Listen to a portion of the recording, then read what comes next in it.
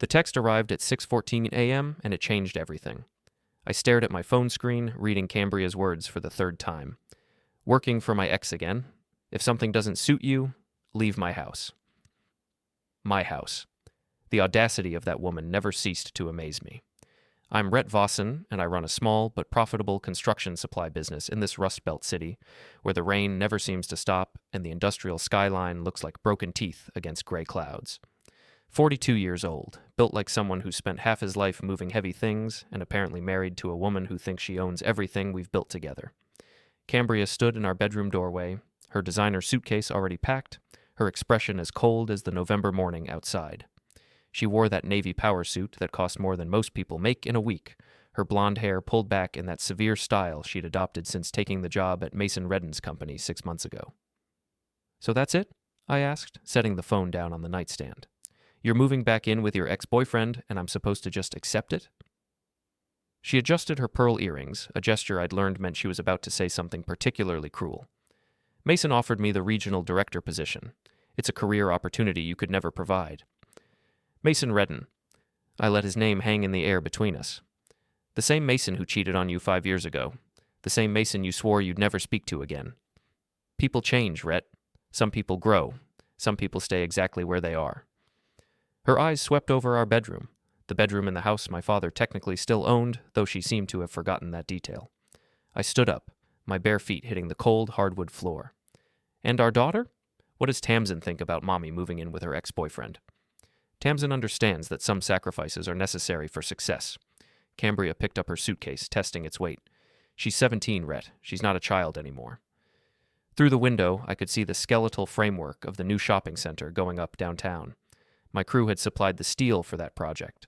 Honest work, good money, built to last. Everything Cambria used to say she respected about me. "This is about more than a job," I said quietly. For just a moment, something flickered across her face. Guilt, maybe, or just irritation at being called out. "I don't owe you explanations anymore." She walked past me toward the stairs, her heels clicking against the floor like a countdown timer. At the doorway, she paused. "The house payment is due next week. Don't be late." Then she was gone, leaving behind only the scent of her expensive perfume and the sound of her car starting in the driveway. I sat back down on the edge of the bed and picked up my phone again. The text was still there, still as cold and dismissive as when I'd first read it, but now I noticed something else. It wasn't sent to me alone. It was part of a group chat. My thumb hovered over the screen. I shouldn't look. I knew I shouldn't look.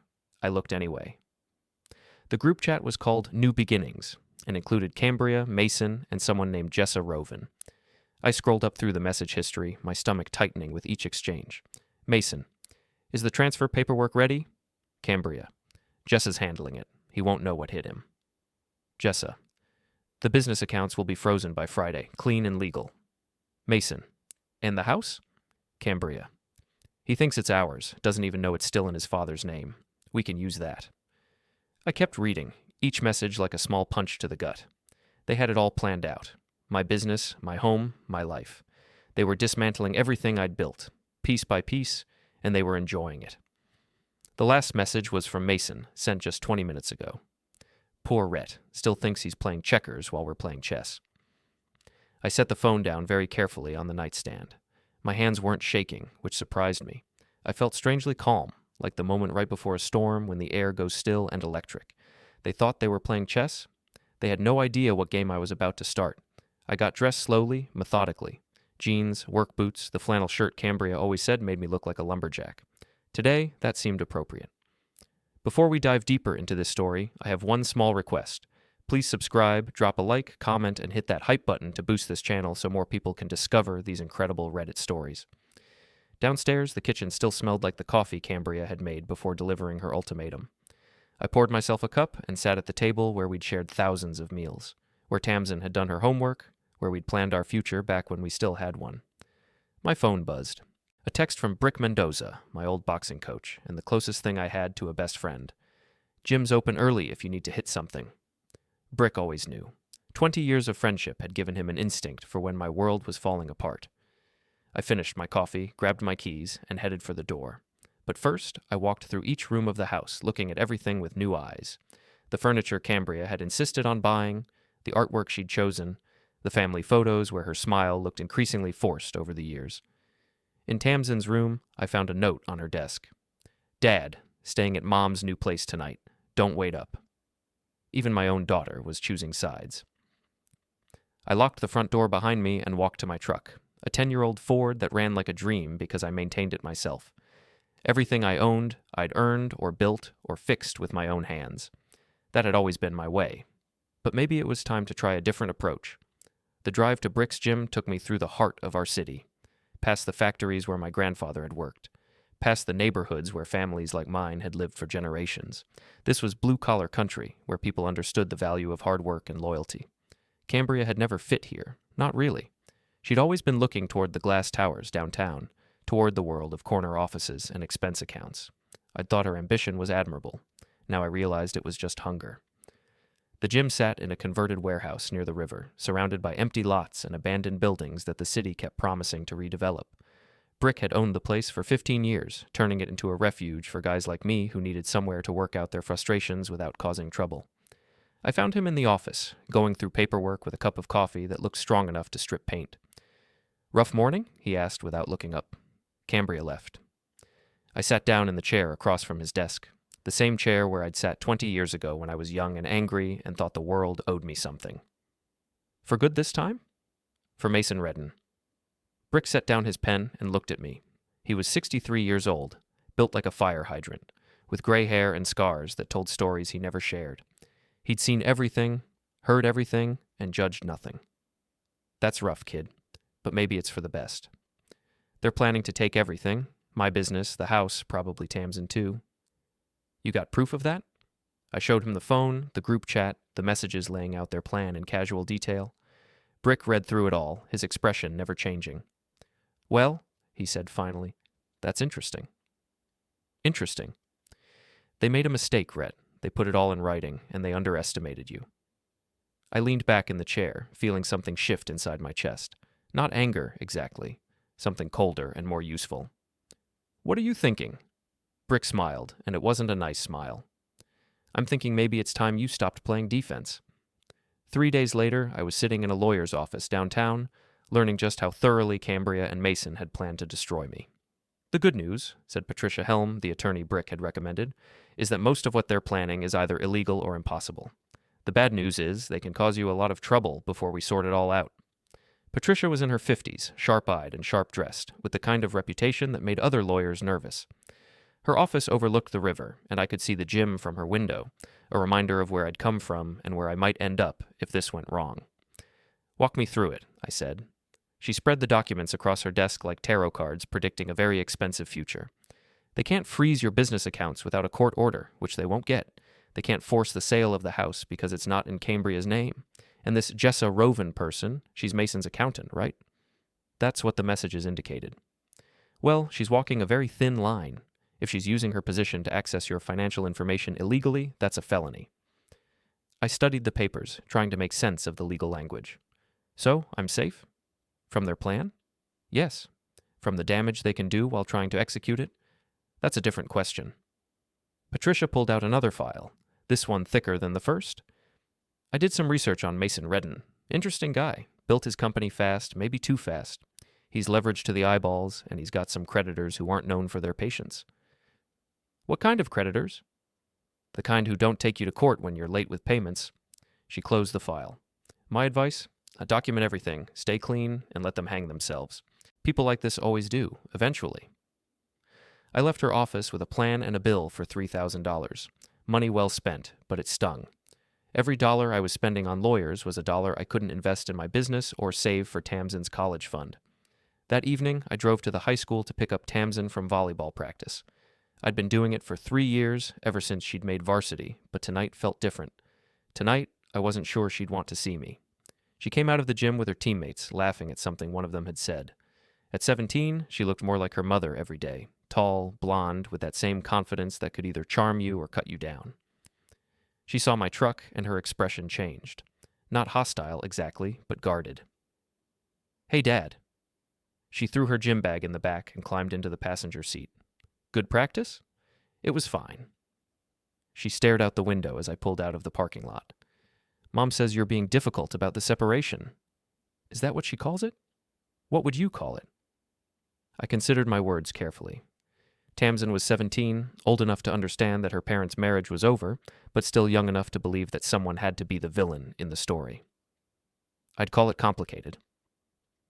We drove in silence for a few minutes, past the neighborhoods where Tamsin had grown up, past the park where I'd taught her to ride a bike and throw a curveball. Everything looked the same, but it felt different now, like a movie set after the cameras had stopped rolling. "Are you really going to make Mom move out?" she asked finally.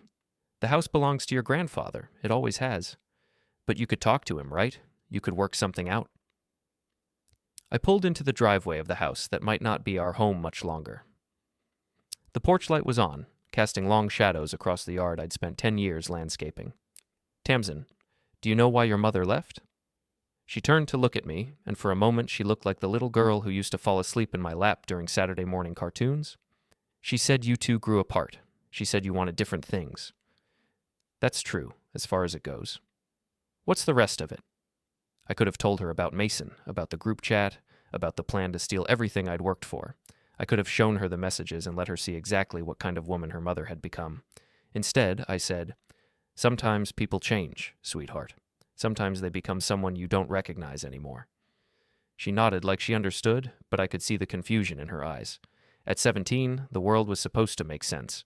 Good people did good things, bad people did bad things, and parents were supposed to love each other forever. "I'm staying at Mom's place tonight," she said as we walked to the front door. "I know. I saw your note. It's not because I'm choosing sides." "I know that too." But we both knew it wasn't entirely true. In a divorce, everything becomes about choosing sides, even when you don't want it to. That night, I sat in my empty house and made a list of everything I knew about Mason Reddan. It wasn't much, but it was a start. He was 45 years old, divorced twice, no children. He'd built his company, Reddan Industries, from nothing over the past 15 years, specializing in commercial real estate development. He drove a BMW, lived in a penthouse downtown, and had a reputation as a man who got what he wanted. What he wanted now, apparently, was my wife and my life.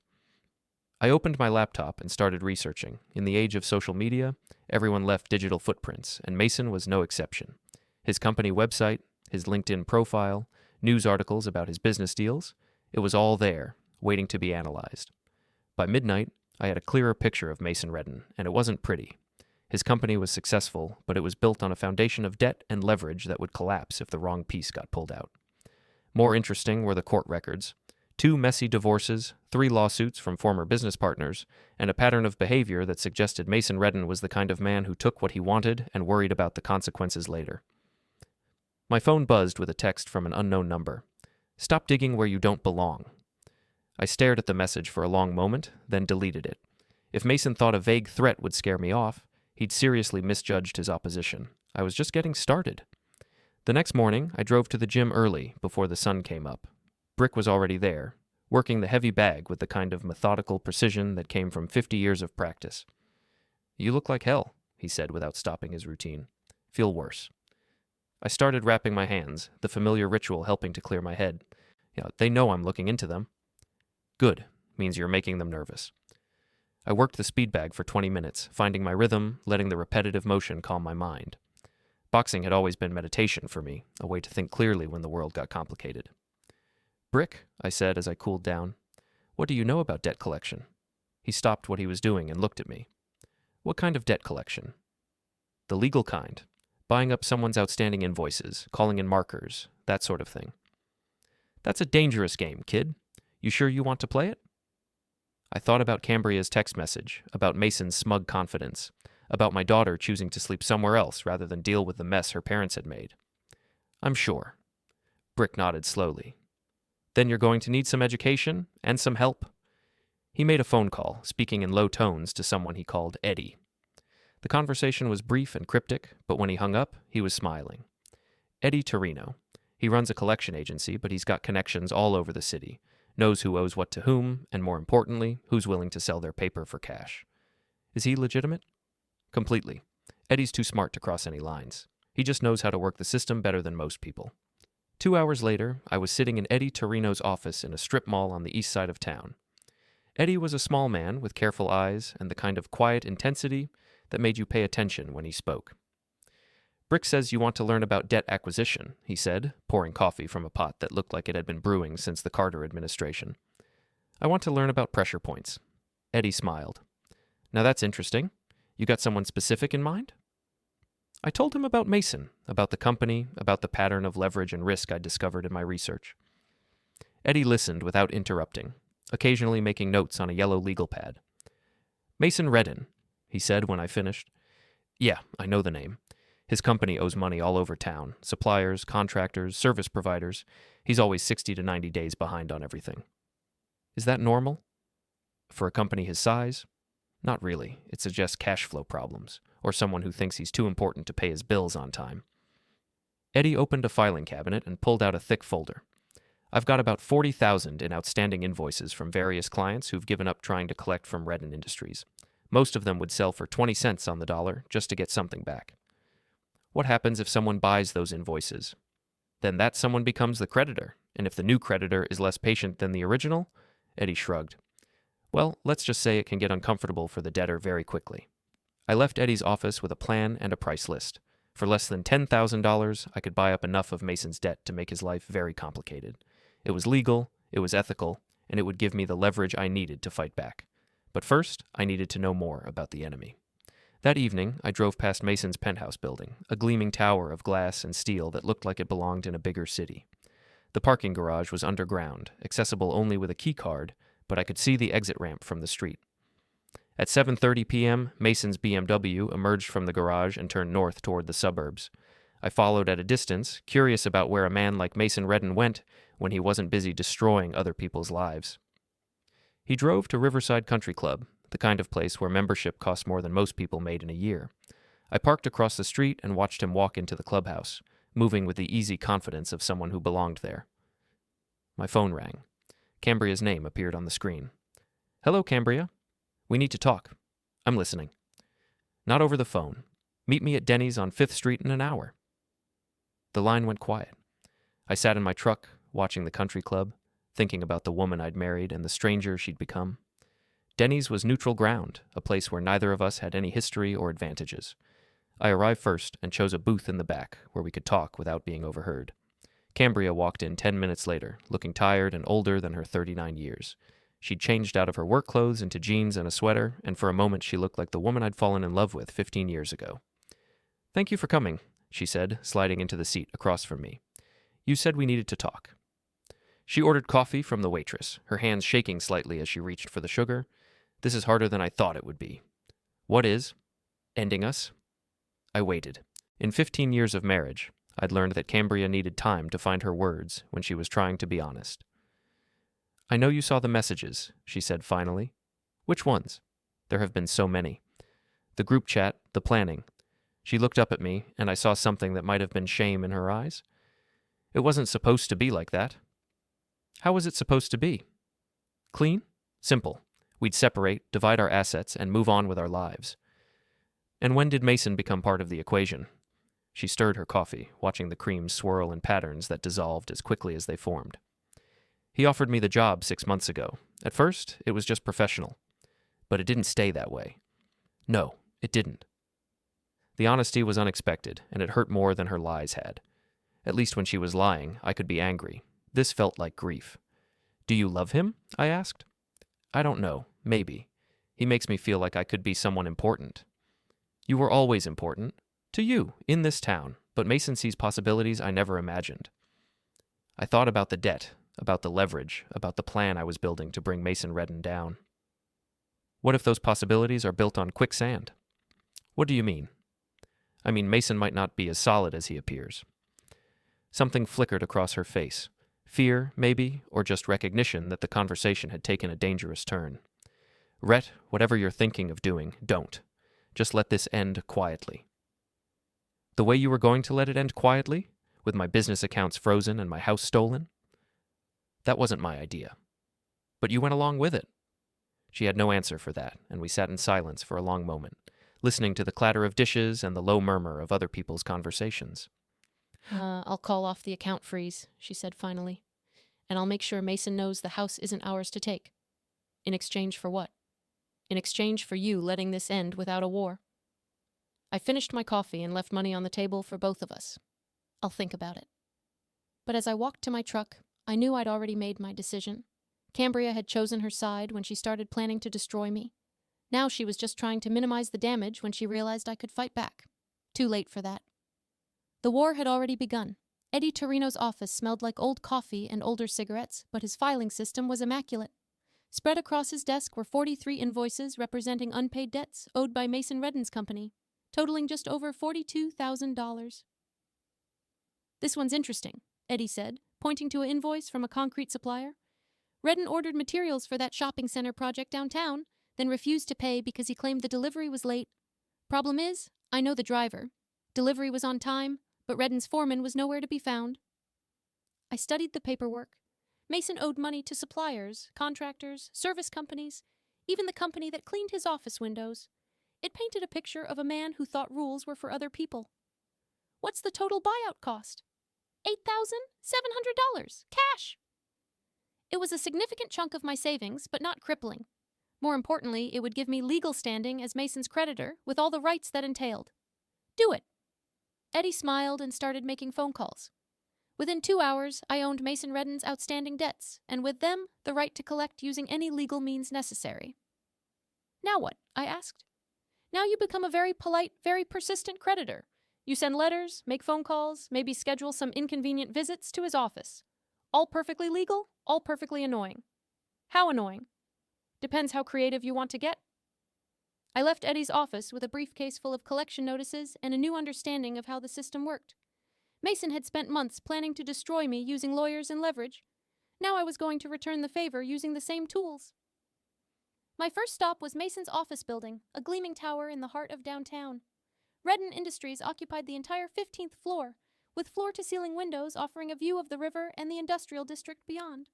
The receptionist was young and nervous, clearly not used to dealing with debt collectors. "I'm here to see Mr. Reddan about some outstanding invoices," I said, setting my briefcase on her desk.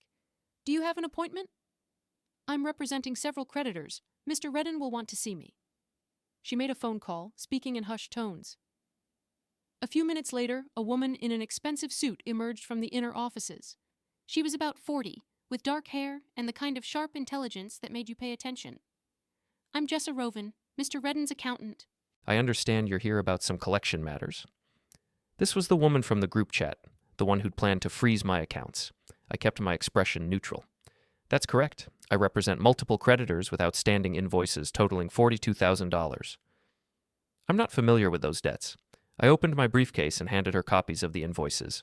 She flipped through them quickly, her expression growing more concerned with each page. "These are quite old," she said finally, "which makes them past due. I'm here to arrange payment. I'll need to discuss this with Mr. Reddan." "Of course, I'll wait." I sat in the reception area for 20 minutes, watching the efficient bustle of a successful business.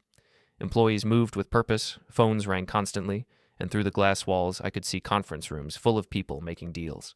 It all looked very impressive. It also looked very expensive to maintain. Jessa returned with a man I recognized from newspaper photos, Mason Reddan himself. He was tall and lean, with silver hair, and the kind of confident bearing that came from years of getting his way. His suit probably cost more than most people made in a month. "Mr. Vossin," he said, extending his hand. "I understand there's been some confusion about old invoices." I shook his hand, noting the firm grip and direct eye contact.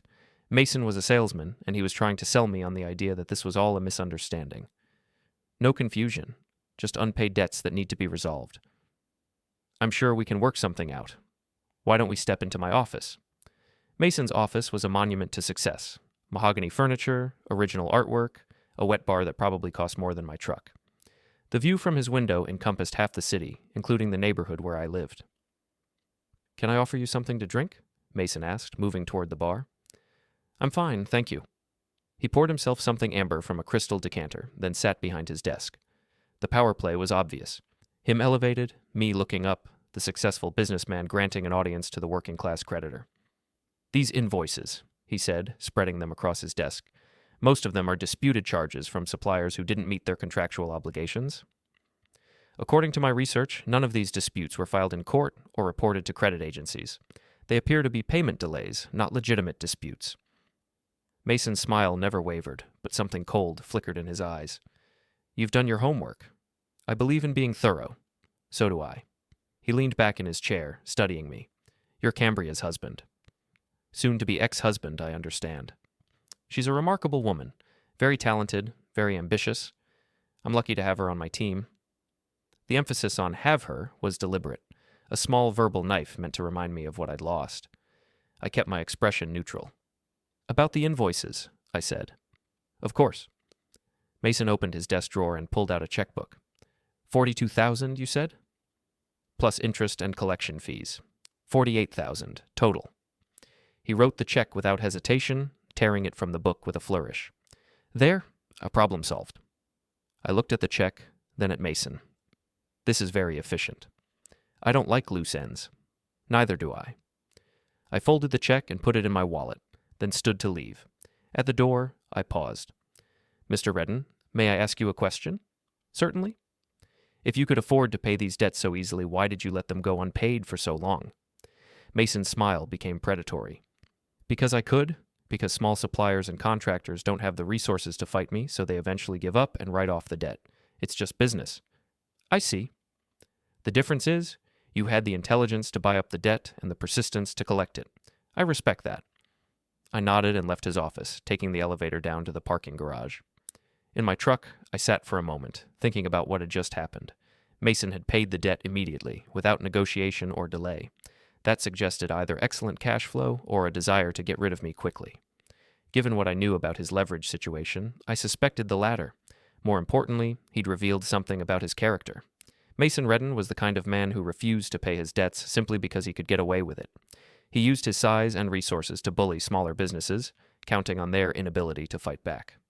But he'd made a mistake. He'd assumed I was just another small creditor looking for a quick payday. He had no idea I was just getting started.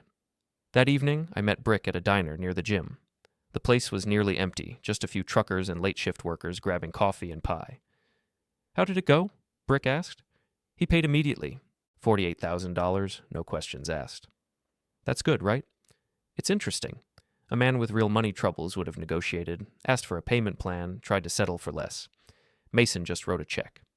So either he's got plenty of cash, or he's got bigger problems than $48,000. Brick stirred sugar into his coffee, a ritual I'd watched him perform 1,000 times over the years. What's your next move? I need to understand his business better. The debt collection was just reconnaissance. And if you find what you're looking for. I thought about Cambria's text message, about the group chat, about my daughter sleeping somewhere else because her parents couldn't act like adults. Then I'm going to teach Mason Reddan what it feels like to be on the receiving end. My phone buzzed with a text from Tamsin. Can we have lunch tomorrow? Just us? I showed the message to Brick, who nodded approvingly. That's good. Keep your relationship with your daughter separate from the war with your wife. Is that what this is? A war? Kid, it became a war the moment they started planning to steal your business. Everything else is just tactics. The next day, I met Tamsin at a sandwich shop near her school. She looked tired, older than her 17 years, and I realized this situation was taking a toll on her too. How are you holding up? I asked. I'm okay. It's just weird, you know? Having two homes, trying to figure out where I belong. You belong wherever you feel safe and loved. She picked at her sandwich, not really eating. Mom says you're making things difficult. She says you could make this easier if you wanted to. What do you think? I think adults are really good at making simple things complicated. I laughed despite myself. That's probably true. Dad, can I ask you something? Always. Did you stop loving Mom, or did she stop loving you? It was the kind of question that deserved an honest answer, even if the truth was complicated. I think we both changed into people the other one couldn't love anymore. She nodded like that made sense. Are you going to be okay? I'm going to be fine, sweetheart, and so are you. After lunch, I drove Tamsin back to school, then headed to the library downtown. If I was going to understand Mason's business, I needed to do some serious research. The business section of the library was nearly deserted, just me and a few college students working on projects. I spread out at a corner table with a stack of trade publications, newspaper archives, and public records. Over the next 3 hours, I built a detailed picture of Mason Reddan's business empire. Reddan Industries was involved in commercial real estate development, property management, and construction financing. On paper, it looked successful and growing. But the deeper I dug, the more problems I found. Mason's company was heavily leveraged, with loans and credit lines that required constant refinancing. His projects were ambitious but risky, dependent on market conditions and zoning approvals that weren't guaranteed. Most interesting were the partnerships. Mason had a pattern of bringing in smaller investors for specific projects, then buying them out when the projects became profitable. Several of these buyouts had resulted in lawsuits, though most were settled out of court. I was beginning to understand Mason's business model. He used other people's money to fund his projects, then found ways to keep the profits for himself. It was legal, mostly, but it required a constant influx of new capital and new partners. It also meant Mason had made a lot of enemies over the years. My phone rang. Eddie Torino's name appeared on the screen. "Rhett, you got a minute?" "Sure, Eddie. What's up?" "I've been asking around about your friend Mason Reddan. Interesting guy. Turns out he's got some creditors who aren't as patient as the suppliers you bought out." "What kind of creditors?" "The kind who charge 20% interest and don't take no for an answer. Word is, Mason owes some serious money to some serious people." I felt a chill run down my spine. "How serious?" "Serious enough that he's been looking for a big score to pay them back. Something about a development project that's supposed to make him rich." I thought about Cambria, about her new job, about the timing of everything that had happened. "Eddie, what if that big score involves stealing someone else's assets?" "Then I'd say Mason Reddan is even more desperate than I thought, and desperate men make stupid mistakes." After I hung up, I sat in the library parking lot, trying to process what I'd learned. Mason wasn't just a successful businessman who'd stolen my wife. He was a man in serious financial trouble, looking for any way to stay afloat. And somehow, Cambria and I had become part of his survival plan. My phone buzzed with another text from the unknown number. "Stop digging, or you'll regret it." This time, I didn't delete the message. Instead, I forwarded it to Patricia Helm, my lawyer, with a note. "Evidence of harassment. Please document." If Mason wanted to play intimidation games, I was happy to oblige. But I played by different rules than he was used to. I was just getting started, and I had nothing left to lose. The next morning, I began what Eddie Torino called aggressive but legal collection activities. It started with phone calls. "Reddan Industries, this is Jennifer." "This is Rhett Vossin from Vossin Collection Services. I need to speak with Mason Reddan about some outstanding obligations." "I'm sorry, Mr. Reddan is in meetings all day." "That's fine. I'll call back in an hour." I called back in an hour. And an hour after that, and an hour after that. By the fourth call, Jennifer's professional demeanor was showing cracks. "Sir, I told you Mr. Reddan is unavailable." "I understand. Please let him know that time-sensitive collection matters require his immediate attention. I'll call back shortly." Between phone calls, I researched Mason's other business relationships. Public records showed a web of partnerships, joint ventures, and subsidiary companies that painted a picture of a man who liked complicated deals and multiple revenue streams. They also showed something else, a pattern of projects that started strong but never quite delivered the promised returns. At noon, I drove to Mason's office building and parked across the street. At 12:15, Mason emerged from the parking garage in his BMW and drove toward the financial district. I followed at a distance, curious about his lunch plans. He pulled into the parking lot of an upscale restaurant called The Merchant, the kind of place where business deals were made over expensive steaks and aged whiskey. Through the window, I could see him at a corner table with two men in suits who looked like they'd rather be anywhere else. The conversation appeared tense. Mason was doing most of the talking, gesturing emphatically, while the other men listened with expressions that suggested they weren't buying whatever he was selling. After an hour, the meeting broke up. The two men left together, talking quietly as they walked to their car. Mason sat alone at the table for several minutes, staring at his phone. When he finally emerged from the restaurant, he looked like a man carrying the weight of the world. I followed him back to his office, then resumed my phone campaign. "Reddan Industries, this is Jennifer." Rhett Vossin, returning Mr. Reddan's call. "Sir, Mr. Reddan didn't call you." "Are you sure? I have a message here about outstanding collection matters, very urgent. Please hold." This time, the hold lasted 10 minutes. When Jennifer returned, her voice was strained. "Mr. Reddan will see you at 4 o'clock." "Excellent, I'll be there." At 4 o'clock sharp, I walked into Mason's office carrying a briefcase full of new collection notices. I'd spent the afternoon buying up more of his outstanding debts, smaller amounts this time, but from more creditors. Mason was waiting in the reception area, his usual confidence replaced by barely controlled irritation. "Mr. Vossin, I thought we resolved our business yesterday." "We resolved one matter. Unfortunately, several other creditors have retained my services." I handed him a folder containing 15 new collection notices, totaling another $28,000. Mason flipped through the papers, his jaw tightening with each page. This is harassment. This is business. The same business you've been conducting with small suppliers for years. What do you want? Payment in full, plus interest and collection fees. $34,000. And if I pay it? Then these particular debts are resolved.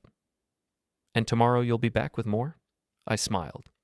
That depends on how many of your creditors decide they'd rather have cash than worthless IOUs. Mason's hands were shaking slightly as he closed the folder. For the first time since I'd met him, he looked like a man who wasn't in complete control of the situation. I need time to arrange payment. Of course.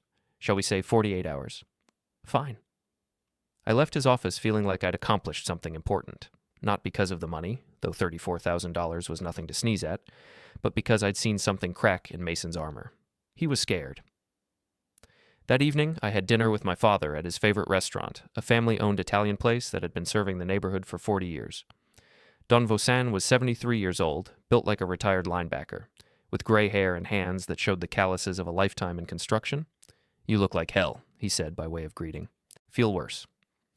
Cambria finally made her move? I told him about the separation, about Mason, about the plan to steal my business and force us out of the house.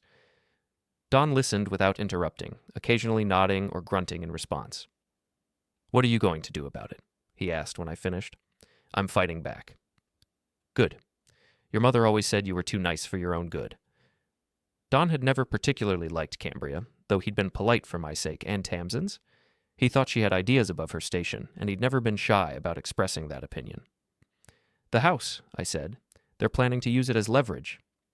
Let them try. Don's expression was grim. That house has been in our family for 30 years. I'm not letting some pretty boy developer get his hands on it. You might have to evict Cambria. Won't be the first time I've had to remove unwanted tenants. We ate in comfortable silence for a while, two men who understood each other without needing many words. Don had raised me after my mother passed away when I was 12, teaching me the value of hard work and the importance of standing up for yourself. Dad, can I ask you something? Shoot. Do you think I'm doing the right thing, going after Mason like this? Don set down his fork and looked at me with the serious expression he reserved for important conversations. Son, there are two kinds of men in this world, the kind who take what they want and don't care who gets hurt, and the kind who work for what they have and try to do right by people. Mason Reddan is the first kind. And me? You've always been the second kind. But sometimes, when someone tries to take everything you've built, you have to show them you're not as soft as they think. The next day, Mason's payment arrived by messenger, a certified check for $34,000, along with a note, "This ends here." But it didn't end there. Over the next week, I bought up every piece of Mason's outstanding debt I could find. Collection agencies, suppliers, contractors, service providers, anyone who was owed money by Reddan Industries and willing to sell their claims for cash. By Friday, I owned over $100,000 in Mason's debts, purchased for less than $30,000. More importantly, I'd established myself as Mason's primary creditor, with legal rights that included the ability to force asset disclosure and demand payment schedules. I was also learning things about Mason's business that he probably didn't want known. This is interesting, Eddie Torino said, showing me a collection of invoices from a concrete supplier. Look at the dates. I studied the paperwork. Mason had ordered materials for 3 different projects on the same day, using the same purchase order number. What does that mean? It means he was using materials from one project to cover shortfalls on another. That's called robbing Peter to pay Paul, and it's a sign of serious cash flow problems. Or fraud. That's a strong word.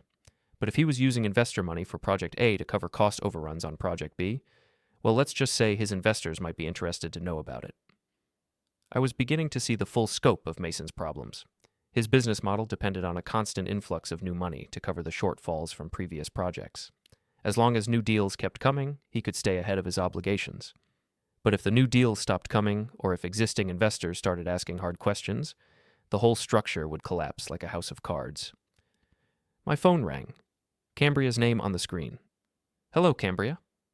We need to talk. Tonight. About what? About ending this before it gets out of hand. I'm listening. Not over the phone. Meet me at the house at 8. She hung up before I could respond. I sat in my truck outside Eddie's office, wondering what Cambria thought she could say that would change anything. At 8 o'clock, I pulled into the driveway of the house I'd called home for 10 years. Cambria's car was already there, and I could see lights on in the kitchen. I found her sitting at the kitchen table, looking smaller and more fragile than I'd seen her in months. She'd been crying, and her makeup couldn't quite hide the evidence. "Thank you for coming," she said. "You said we needed to talk." "Mason's in trouble." "I know. Real trouble. The kind that could destroy everything." I sat down across from her, noting the way her hand shook as she reached for her coffee cup. "Everything?" "His business, his reputation, his freedom. There are people involved in this that you don't understand." "What people?" "Investors, partners, people who don't accept failure as an option." I thought about the men I'd seen at the restaurant, about their cold expressions and expensive suits. What does this have to do with me? He needs a big score to pay them back. Something guaranteed, something safe. And he thought my business would be that score. Cambria nodded, tears streaming down her face. "It wasn't supposed to hurt you. The plan was to buy you out, give you enough money to start over somewhere else. With my own money. With a fair price for your assets." I stood up and walked to the window, looking out at the backyard where Tamsin had played as a child, where Cambria and I had hosted barbecues and birthday parties back when we were happy. "What changed?" I asked. "You fought back. Mason didn't expect that. And now?" "Now he's desperate, and desperate men do desperate things." I turned back to face her. "Are you warning me or threatening me?" "I'm trying to save you, and myself, and our daughter." "By doing what?" "By asking you to stop. Take whatever money you've made from the debt collection and walk away. Let Mason have what he needs, and this all ends quietly." I sat back down at the table, studying the woman I'd once loved, trying to find some trace of the person she used to be. "And if I don't?" "Then people are going to get hurt, maybe all of us." "Including Tamsin?" "I don't know. I hope not. But Mason's not in control anymore. The people he owes money to, they're making the decisions now." I reached across the table and took her hand. It was cold, and I could feel her pulse racing. "Cambria, come home. End this thing with Mason, and come home. We'll figure out the rest together." For a moment, I thought she might say yes. I could see the temptation in her eyes, the desire to go back to a simpler time when our biggest problem was deciding what to have for dinner. But then she pulled her hand away. "I can't. I'm in too deep." "How deep?" "Deep enough that there's no way back." She stood up and walked toward the door, then paused with her hand on the knob. "Rhett, I'm sorry, for all of it. But please, for Tamsin's sake, just walk away." After she left, I sat alone in the kitchen for a long time, thinking about choices and consequences, about the point of no return. Cambria was right about one thing. Mason was no longer in control, but neither was she. They were both trapped in a situation that was bigger than they were, and they were looking for someone else to pay the price. That someone wasn't going to be me. I pulled out my phone and called Eddie Torino. "Eddie, it's Rhett. I need to accelerate our timeline." "What's the rush?" "Because I think Mason's about to do something stupid, and I want to be ready when he does." "How ready?" "Ready to finish this." The call came at 3:17 a.m. on a Tuesday. My phone buzzed with Tamsin's number, and I knew immediately that something was wrong. "Dad?" Her voice was small, scared, nothing like the confident teenager I knew. "What's wrong, sweetheart?" "There are men here, at Mom's apartment. They're angry about something, and Mom is crying." I was already getting dressed, phone pressed to my ear. "Are you safe?" "I'm locked in the bedroom. But Dad, I'm scared." "Stay where you are. I'm coming." "Should I call the police?" I paused, one leg in my jeans. "Not yet. Let me handle this first." I drove through empty streets toward Mason's penthouse, my mind racing through possibilities. Cambria had warned me about Mason's investors, about people who didn't accept failure as an option. Now it sounded like they'd come to collect. The penthouse building had a doorman, but the lobby was empty at this hour. I took the elevator to the 20th floor, where Mason's apartment occupied half the building's footprint. I could hear voices through the door, Mason's, strained and defensive, and two others I didn't recognize. One of them was doing most of the talking, his tone calm but menacing. I knocked on the door. The voices stopped. "Who is it?" Mason's voice, tight with fear. "Rhett Vossin. I'm here for my daughter." The door opened to reveal Mason looking like he'd aged 10 years in the past week. His hair was disheveled, his shirt wrinkled, and there was a bruise on his left cheek that hadn't been there yesterday. Behind him stood the two men I'd seen at the restaurant, both wearing suits that couldn't quite hide the bulges of shoulder holsters. "Mr. Vossin," said the taller of the two men. "I'm Vincent Torres. We were just having a business discussion with Mr. Reddan." "At 3 in the morning? Business doesn't keep regular hours?" I looked past them to where Cambria sat on the couch, her face pale and streaked with tears. "Where's my daughter?" "Bedroom," Mason said. "She's fine." I walked through the apartment, noting the expensive furniture and artwork that represented Mason's success. It all looked fragile now, like a stage set that could be dismantled at any moment. I found Tamsin in the master bedroom, sitting on the edge of the bed with her knees drawn up to her chest.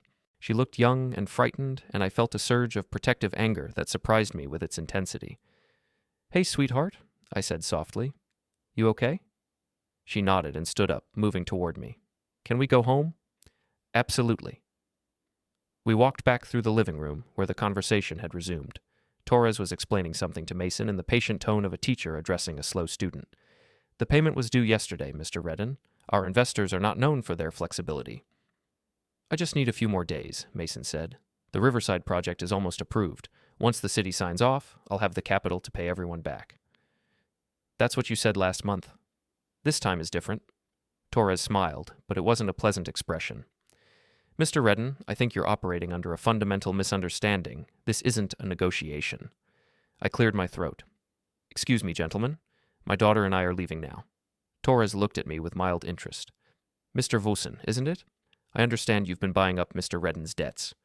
"That's correct." "Interesting business model. How much does he owe you now?" "About $120,000. Torres nodded appreciatively. "That makes you his largest creditor, after us." "After you?" "Mr. Reddan owes our organization $800,000, plus interest." The number hung in the air like a physical presence. I looked at Mason, who couldn't meet my eyes. "800,000, I repeated. "Plus interest," Torres said again, "which brings the total to just over $1 million. I understood now why Mason had been so desperate, why he'd been willing to steal my business and destroy my marriage for a chance at quick money. He wasn't just in debt, he was drowning. "Dad?" Tamsin whispered, tugging at my sleeve. "We're leaving," I said firmly. Torres stepped aside to let us pass.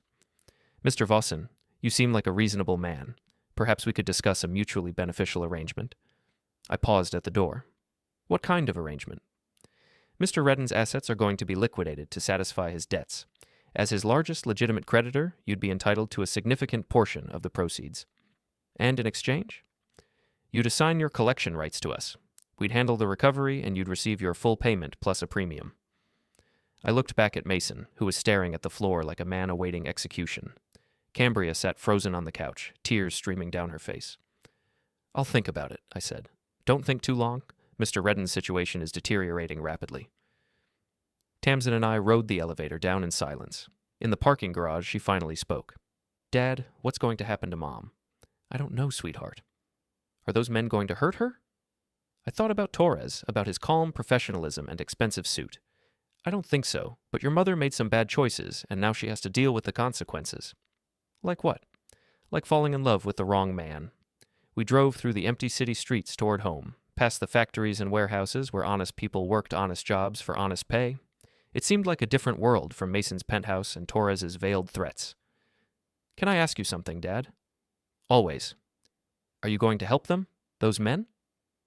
I considered the question carefully. Torres was offering me a way out. Full payment of my debts plus a bonus, with no risk and no further involvement. It was the smart play, the safe play. It was also exactly what Mason and Cambria deserved. "No," I said finally. "I'm going to finish what I started." The next morning, I called Patricia Helm and arranged an emergency meeting. Her office was bustling with activity. Phones ringing, assistants rushing between conference rooms, the controlled chaos of a successful law practice. "You look terrible," she said by way of greeting. "Long night." I told her about the confrontation at Mason's apartment, about Torres and his organization, about the $1 million debt that changed everything. Patricia listened without interrupting, occasionally making notes on her legal pad. When I finished, she sat back in her chair and whistled softly. "This is bigger than a divorce case now," she said. "How much bigger?" "Federal bigger. If Torres represents who I think he does, we're talking about organized crime, money laundering, possibly racketeering charges." "And Mason?" "Mason's a small fish who got in over his head. But small fish still go to prison when they swim with sharks." "What about Cambria?" Patricia's expression softened slightly. "That depends on how deep she's in. If she was just Mason's girlfriend and employee, she might avoid criminal charges. If she was actively involved in the financial schemes..." She didn't need to finish the sentence. What are my options? Legally? You could assign your debt collection rights to Torres's organization and walk away clean. You'd get your money back and avoid any criminal exposure. And morally? That's not a legal question. I left Patricia's office with a decision to make, and not much time to make it. Torres had been polite but clear. Mason's situation was deteriorating rapidly, and opportunities for negotiation wouldn't last long. I drove to the gym, needing to hit something while I thought through my options. Brick was working with a young fighter, teaching him how to slip punches and counterattack. "Work the body," Brick called out. "Make him drop his hands, then go upstairs." The kid was good, fast, and strong, but he was fighting angry instead of smart. His punches were wild, telegraphed, easy to avoid. "Control your emotions," Brick said. "Anger makes you stupid."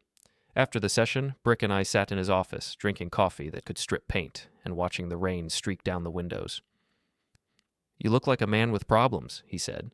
"Multiple problems." I told him about Torres, about the $1 million debt, about the choice between safety and revenge. "What's your gut telling you?" Brick asked. "My gut says Mason deserves whatever happens to him." "And your head?" "My head says I should take the money and run." Brick nodded slowly. "What about your heart?" I thought about Tamsin, frightened and hiding in Mason's bedroom. About Cambria, trapped in a situation she couldn't escape. About Torres and his calm threats. "My heart says some things are more important than money." "Then you know what you have to do." That afternoon, I called Torres and arranged a meeting. We met at a coffee shop downtown, the kind of anonymous place where businessmen made deals they didn't want recorded. Torres arrived exactly on time, wearing another expensive suit and carrying a leather briefcase. He ordered black coffee and sat across from me in a booth that offered privacy and a view of the street. "Have you considered our offer?" he asked. "I have." "And?" "I'm declining." Torres stirred his coffee slowly, his expression never changing. "That's unfortunate. May I ask why?" "Because Mason Reddan destroyed my marriage and tried to steal my business. I want to be the one who brings him down. Revenge is an expensive luxury, Mr. Vossin. Some things are worth the cost." Torres nodded like he understood, though I doubted he did. Men like him saw everything in terms of profit and loss, assets and liabilities. "What do you intend to do?" "Force him into bankruptcy. Seize his assets. Make sure he loses everything, the same way he tried to make me lose everything." "That could take months. We don't have months." "Then I guess you'll have to find another solution." Torres closed his briefcase and stood up. "Mr. Vossin, I hope you understand the position you're putting yourself in." "I understand it perfectly." "Do you? Because once we move forward with our collection activities, there won't be anything left for legitimate creditors to recover." "Maybe not, but at least I'll know I didn't help you do it." Torres left without another word. I sat in the coffee shop for another hour, watching traffic and pedestrians, thinking about choices and consequences. My phone buzzed with a text from Cambria. "Please reconsider, for Tamsin's sake." I deleted the message without responding. That evening, I had dinner with Tamsin at home, the first time in weeks that it had been just the two of us in the house where she'd grown up. "How's Mom?" I asked. "Scared. She keeps crying and making phone calls." "To who?" "I don't know. She goes in the other room." We ate in comfortable silence, father and daughter sharing a meal in the kitchen where we'd shared thousands of others. Outside, the rain continued to fall, washing the city clean. "Dad, can I tell you something?" "Always." "I don't like Mason. I never did." "Why not?" "He talks to Mom like she's not very smart, and he talks to me like I'm not even there." I nodded, understanding. Mason saw people as assets or obstacles, not as human beings with their own value. "What's going to happen to him?" Tamsin asked. "I don't know, but whatever happens, he brought it on himself." "And Mom?" "Your mother made her choices. Now she has to live with them." "Will she be okay?" I reached across the table and took her hand. "I hope so, sweetheart. I really hope so." But as I said it, I wasn't sure I believed it. Cambria had chosen her side, and that side was losing badly. The final confrontation came 2 days later, at the City Planning Commission meeting where Mason's Riverside project was scheduled for final approval. I'd learned about the meeting from public records, and I'd made sure to be there. The commission met in a conference room at City Hall, a generic space with fluorescent lights and institutional furniture. Mason sat at the front table with his lawyers and architects, presenting his case for a mixed-use development that would transform 20 acres of riverfront property.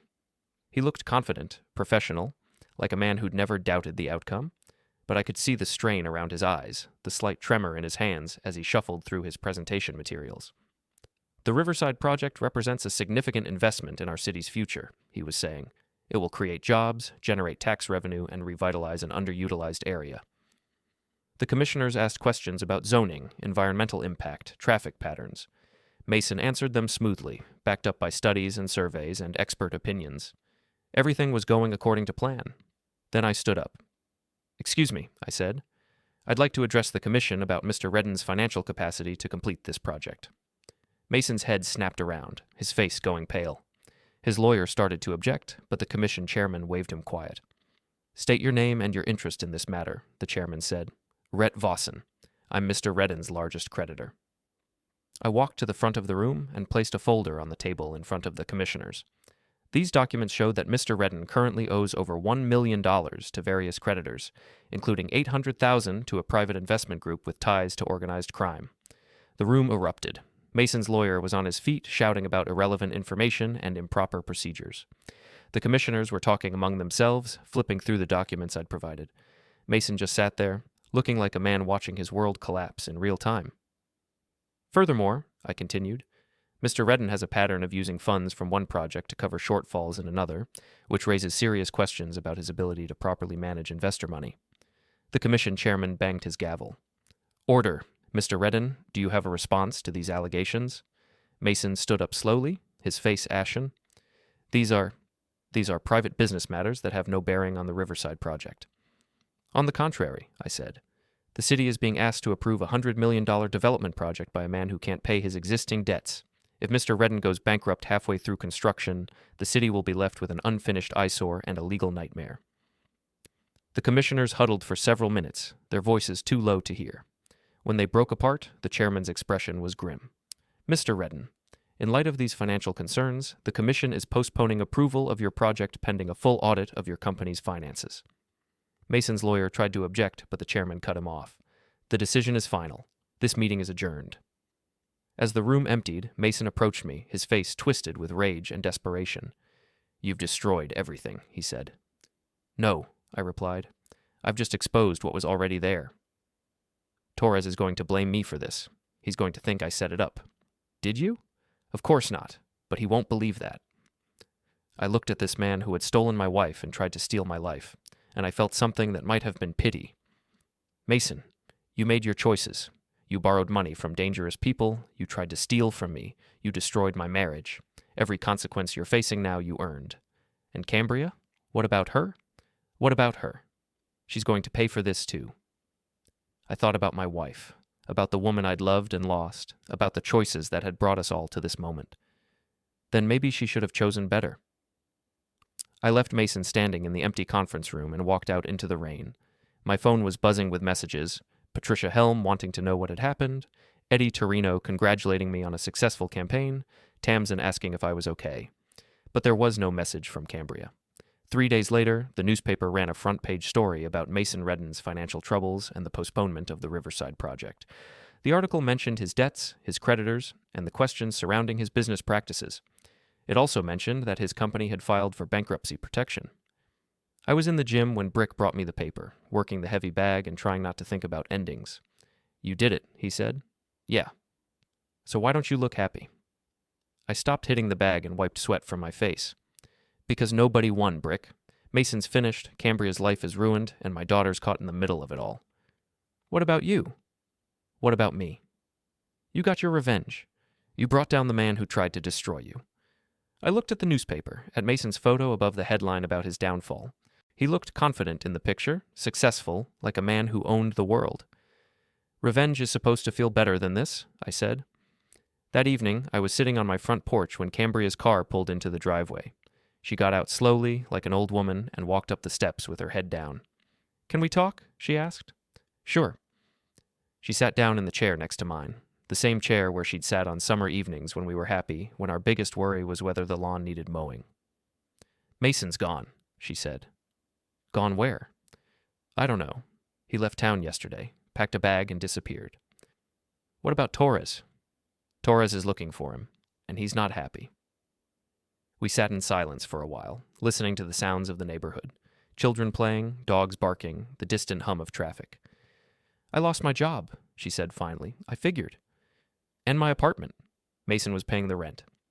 I'm sorry. Are you? I thought about it honestly. Yeah, I am. Even after everything I did to you? You're still Tamsin's mother, and you were my wife for 15 years. That has to count for something. She started crying then, quiet tears that she wiped away with the back of her hand.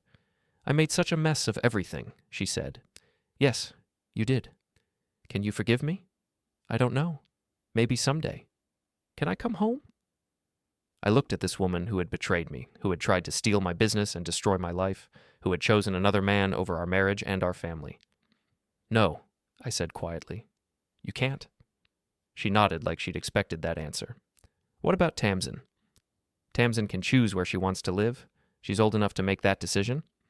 And if she chooses you, then I'll take care of her, the same way I always have. Cambria stood up and walked to the edge of the porch, looking out at the street where we'd lived for 10 years. I loved you once, she said. I know, I loved you too. But not anymore. No, not anymore. She walked back to her car without another word. I watched her drive away, and I knew it was the last time I'd see her as my wife.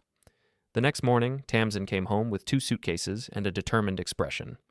I want to live here, she said. Are you sure? Mom's moving in with her sister in Phoenix. She says she needs a fresh start. And you don't want to go with her?